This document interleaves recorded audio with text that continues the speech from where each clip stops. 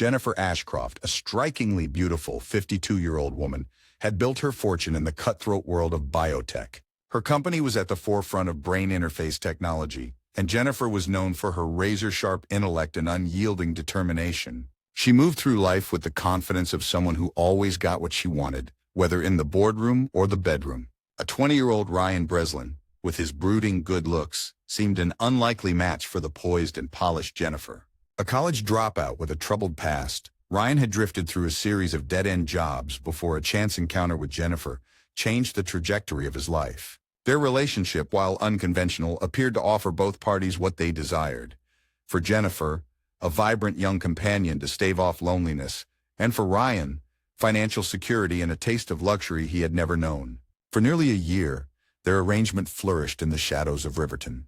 But as summer gave way to autumn, a shift in their delicate dynamic would set in motion a chain of events that would end in bloodshed, leaving the community to grapple with the dark undercurrents that had been flowing beneath its pristine surface all along. Jennifer Ashcroft's path to wealth and power began in the middle-class suburbs of Boston. Born to a high school chemistry teacher and a librarian, young Jennifer showed an early aptitude for science and an insatiable curiosity about the human mind. Her parents, recognizing her potential, scrimped and saved to provide her with every educational opportunity they could afford. At 16, Jennifer's life took a dramatic turn when her science fair project on neurotransmitters caught the eye of a visiting professor from MIT. Impressed by her precocious talent, he became her mentor, guiding her through accelerated studies and into the prestigious neuroscience program at MIT. It was here that Jennifer's ambition truly took flight. During her graduate studies, Jennifer's research into neuroplasticity attracted the attention of several biotech startups. By 25, she had secured her first patent. A fledgling company working on brain-computer interfaces under Jennifer's leadership, the company flourished. Its stock price soared as breakthroughs in the technology made headlines. With each success, Jennifer's wealth and influence grew, but so did her reputation for ruthlessness. Former colleagues spoke in hushed tones of her ability to charm and manipulate, to identify weaknesses and exploit them mercilessly. Jennifer's personal life was marked by a series of short-lived marriages, each ending as her partners found themselves unable to compete with her true passion, her work. Her first husband, a fellow researcher she met at MIT, lasted 3 years before filing for divorce, citing emotional neglect. The second, a charming venture capitalist, made it to year 5 before Jennifer's suspicions of his infidelity led to an acrimonious split. After her third divorce at 48, from a younger art dealer who claimed she had become obsessively controlling, Jennifer swore off traditional relationships. Instead, she began to seek out the company of much younger men, drawn to their vitality and the uncomplicated nature of purely transactional arrangements. It was a lifestyle that suited her, allowing her to maintain control while satisfying her needs for companionship and physical intimacy. Yet as Jennifer approached her 50s, a creeping sense of loneliness began to gnaw at her. It was this vulnerability, carefully hidden beneath her polished exterior, that would leave her susceptible to the intoxicating allure of Ryan Breslin and the destructive jealousy that would follow.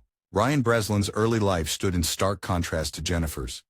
Born in a small town in rural Pennsylvania, Ryan was the youngest of 4 children in a family perpetually teetering on the edge of poverty. His father, a long-haul trucker with a penchant for alcohol, was rarely home. His mother, overwhelmed and battling depression, struggled to keep the family afloat. From a young age, Ryan learned to fend for himself. Blessed with good looks and natural charm, he discovered early on that these attributes could be leveraged to his advantage. By high school, Ryan had perfected the art of getting by with minimal effort, relying on his charisma to smooth over his academic shortcomings and disciplinary issues. Despite his lackluster academic performance, Ryan's SAT scores were surprisingly high, hinting at an intelligence he rarely applied to his studies. This, combined with his prowess on the basketball court, earned him a scholarship to a small liberal arts college in Philadelphia. However, the freedom of college life proved too tempting for Ryan. Away from the watchful eyes of his family and high school teachers, he fell in with a party crowd. His grades plummeted, and by the end of his freshman year, Ryan had lost his scholarship.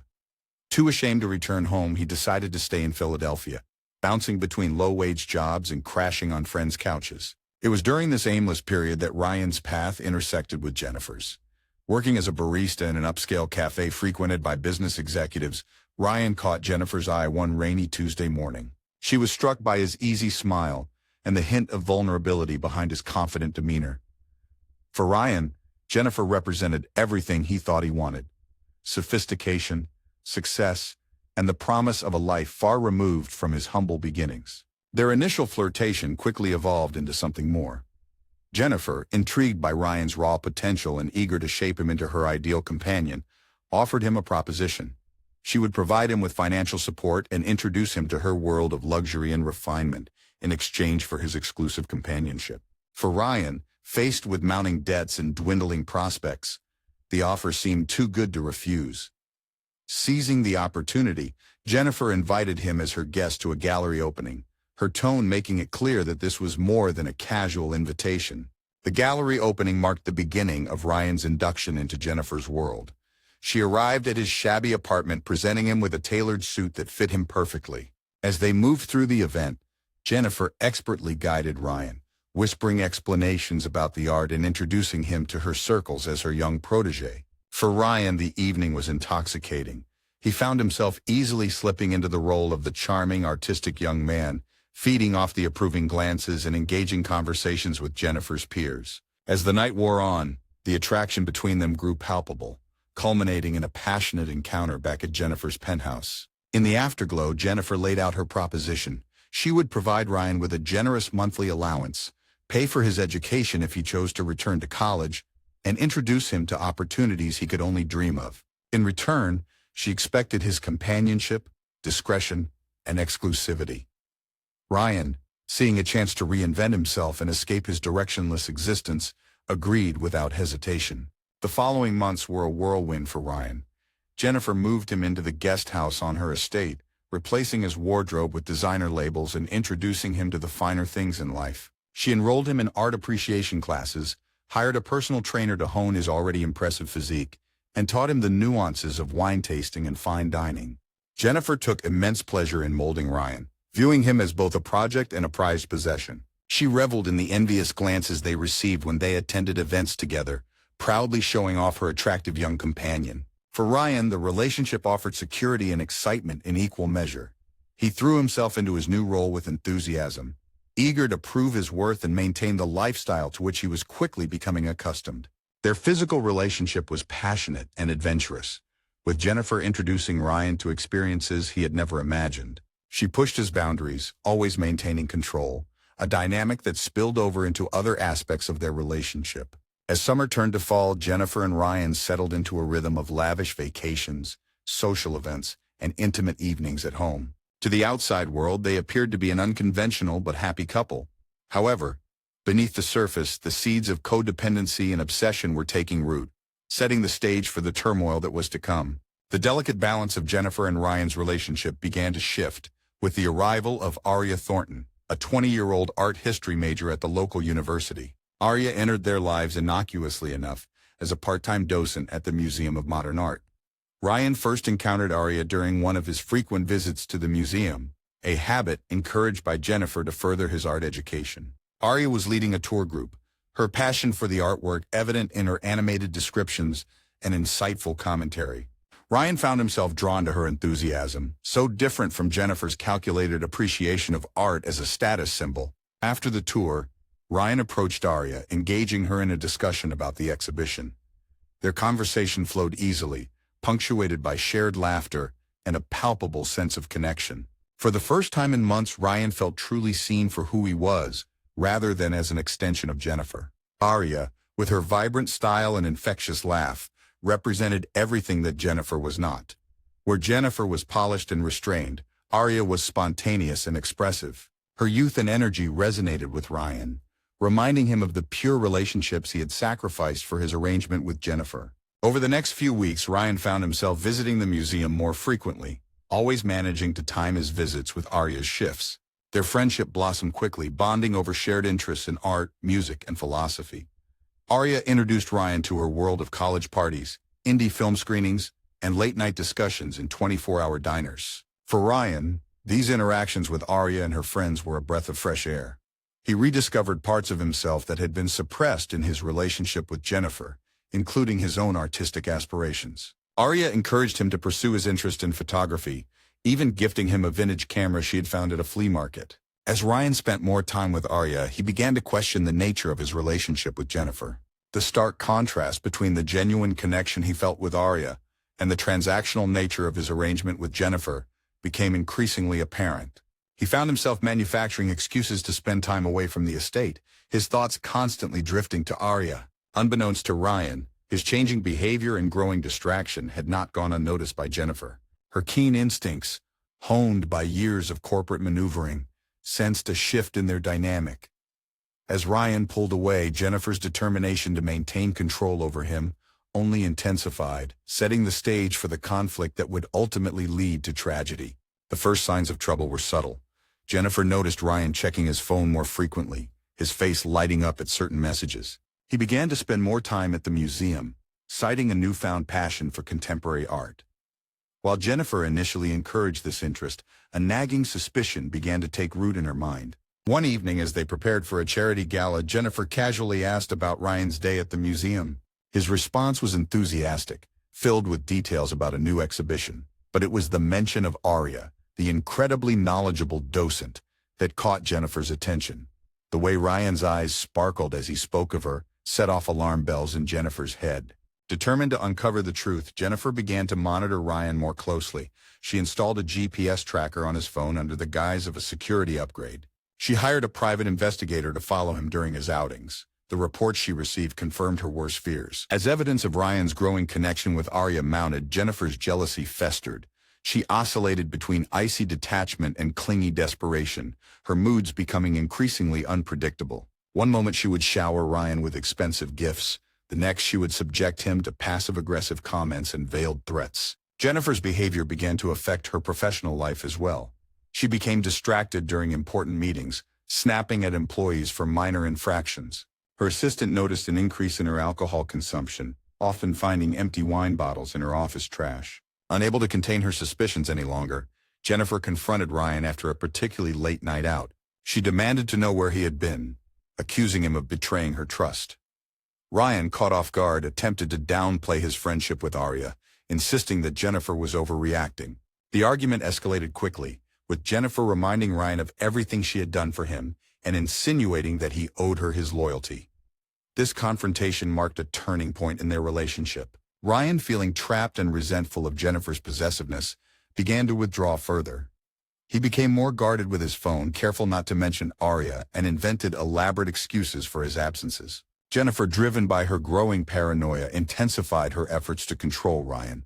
She insisted on accompanying him to art events, her possessive body language sending a clear message to anyone who approached them. She surprised him with impromptu visits to the museum, her sharp eyes scanning for any sign of the young docent who had captured Ryan's attention. As the weeks wore on, the emotional chasm between Jennifer and Ryan widened. Their once passionate encounters became mechanical, tinged with an undercurrent of resentment. Jennifer's jealousy morphed into an obsession, consuming her thoughts and driving her to increasingly desperate measures to keep Ryan by her side.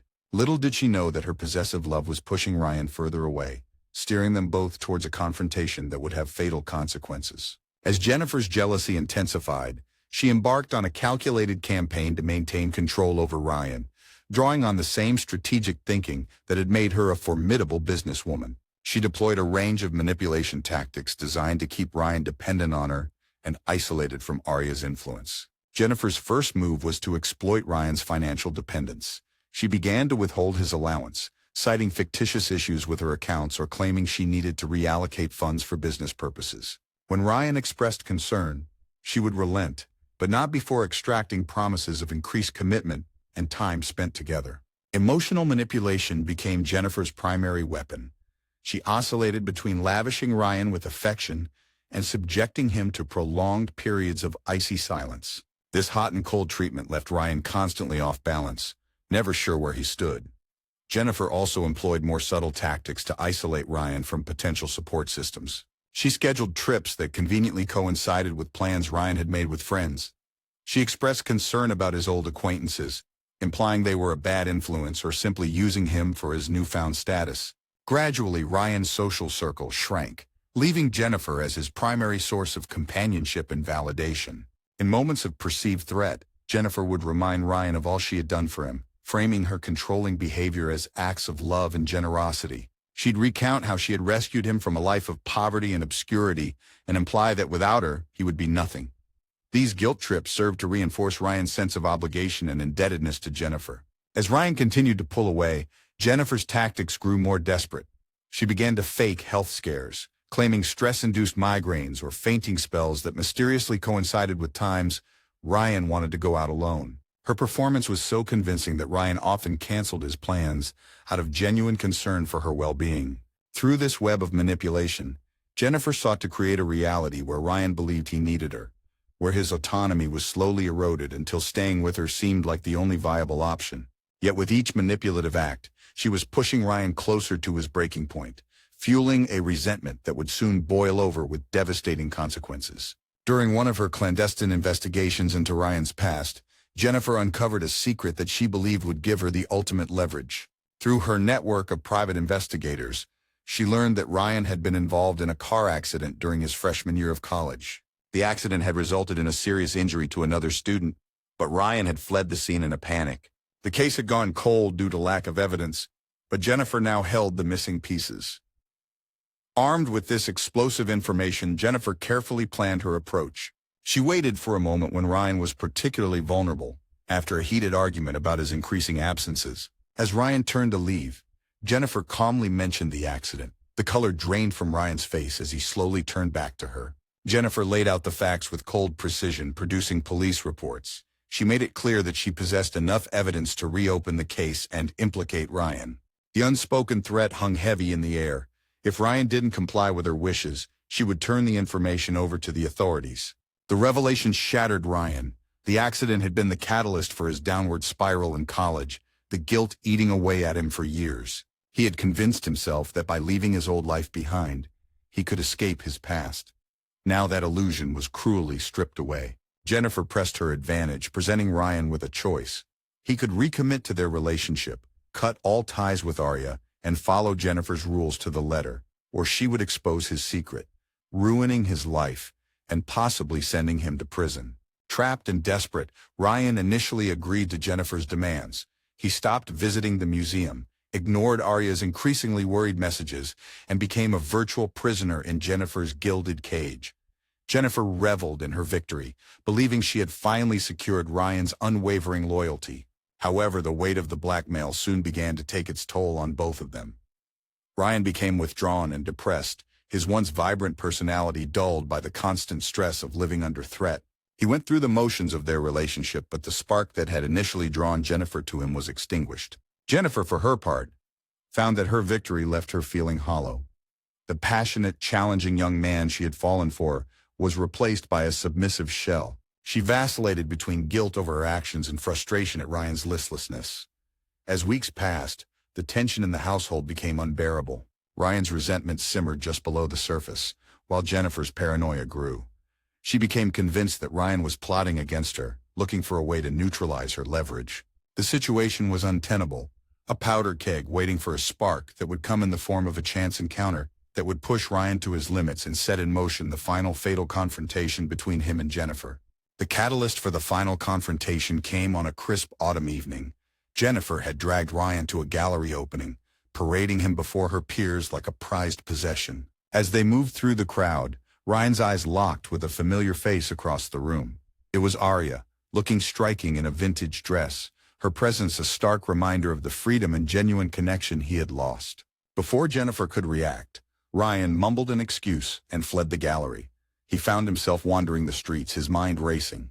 The chance encounter with Arya had awakened something in him, a fierce desire for freedom, a reminder of the person he once was and could be again. When Ryan finally returned to the estate in the early hours of the morning, he found Jennifer waiting for him, her face a mask of cold fury. The argument that ensued was unlike any they had before. Ryan, emboldened by his realization and no longer willing to be controlled, confronted Jennifer about her manipulation and blackmail. Jennifer, sensing she was losing her grip on Ryan, resorted to her final play. She reminded him of the evidence she held, threatening not only to expose his past, but to use her influence to destroy any future he might hope to have. She painted a vivid picture of the ruin that awaited him if he dared to leave her.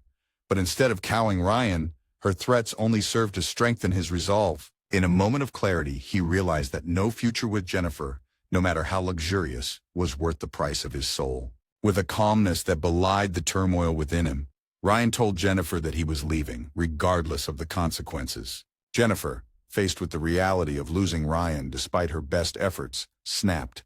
What happened next would shock the community and change both their lives forever. As Ryan turned to leave, Jennifer's composure shattered completely. With a primal scream of rage and desperation, she lunged at him, her manicured nails raking across his face. Ryan, caught off guard by the sudden violence, stumbled backward, knocking over an antique vase that shattered on the marble floor. The sound of breaking porcelain seemed to push Jennifer further into a frenzy. She grabbed a heavy crystal decanter from the bar cart and swung it at Ryan's head. He ducked, the decanter missing him by inches and smashing against the wall, showering them both with glass and expensive scotch. Ryan, realizing the gravity of the situation, tried to restrain Jennifer, pleading with her to calm down. But Jennifer was beyond reason. She clawed at him, kicking and screaming incoherently about betrayal and ingratitude. In the struggle, they careened into Jennifer's prized art collection, paintings crashing to the floor around them as they grappled. Jennifer's hand closed around a letter opener on her desk, a wicked ornate thing that was more weapon than office tool. She plunged it toward Ryan's chest. He managed to deflect the blow, but the blade sliced deeply into his arm, drawing a spray of blood. The sight of blood seemed to momentarily snap Jennifer back to reality. She staggered back, the letter opener falling from her suddenly nerveless fingers. Ryan, clutching his bleeding arm, saw an opportunity to escape and made a dash for the door, but Jennifer, in a final desperate act, grabbed his injured arm, yanking him back with surprising strength. Ryan, acting on pure instinct and adrenaline, shoved her away hard. Jennifer stumbled backward, her heel catching on the rug. Time seemed to slow as she fell, her head striking the corner of the heavy marble fireplace with a sickening crack. Jennifer crumpled to the floor, a pool of blood quickly spreading beneath her hair. Ryan stood frozen, his mind struggling to process what had just happened. The room, so recently a scene of chaos, was suddenly terribly still. With trembling hands, Ryan checked for a pulse, finding none. The realization hit him like a physical blow. Jennifer was dead, and his life as he knew it was over. In a daze, he stumbled out of the house into the cool night air, leaving behind a scene of destruction that would soon become the center of a sensational investigation. The grisly discovery was made by Jennifer's housekeeper, Elodia Ramirez, early the next morning. Her screams upon finding her employer's lifeless body shattered the tranquil morning silence of Riverton, bringing neighbors running and prompting a flurry of calls to 911. Detective Lydia Blackwell, a veteran of the Riverton Police Department's Homicide Division, arrived at the scene within the hour. The opulent living room, now a tableau of violence, told a story of a fierce struggle. Broken glass crunched under her feet as she made her initial survey, noting the overturned furniture, shattered artifacts, and the smears of blood that led to Jennifer's body by the fireplace. As crime scene technicians swarmed the house, Detective Blackwell began piecing together the events of the previous night. Security camera footage showed Ryan fleeing the premises in the early hours of the morning, his shirt stained with blood. His swift disappearance made him the prime suspect, and an all-points bulletin was issued for his arrest. As the investigation progressed, a more complex picture began to emerge. Interviews with staff and acquaintances revealed the tumultuous nature of Jennifer and Ryan's relationship. Several witnesses reported hearing frequent arguments and expressed concern about Jennifer's increasingly erratic behavior. A breakthrough came when detectives discovered Jennifer's hidden files detailing her investigation into Ryan's past. The evidence of blackmail added a new dimension to the case, suggesting that Ryan might have been acting in desperation rather than cold-blooded murder. Meanwhile, Ryan remained at large, sightings reported across the state, but he managed to elude capture. The turning point in the investigation came from an unexpected source. Arya Thornton, racked with guilt over her role in the events, came forward with crucial information. She provided investigators with text messages and voicemails from Ryan documenting Jennifer's escalating behavior and his growing fear. Arya's testimony painted a picture of Ryan as a victim of manipulation and abuse, trapped in a gilded cage by Jennifer's wealth and threats. Forensic evidence from the crime scene began to corroborate Ryan's version of events. The angle of Jennifer's fatal injury was consistent with an accidental fall, and defensive wounds on her hands suggested she had been the aggressor in the final confrontation. Forensic evidence from the crime scene began to corroborate Ryan's version of events. The angle of Jennifer's fatal injury was consistent with an accidental fall, and defensive wounds on her hands suggested she had been the aggressor in the final confrontation. Perhaps the most damning evidence came from Jennifer's own digital footprint. A thorough examination of her computers revealed the full extent of her surveillance of Ryan, including GPS tracking data and recordings from hidden cameras in their home.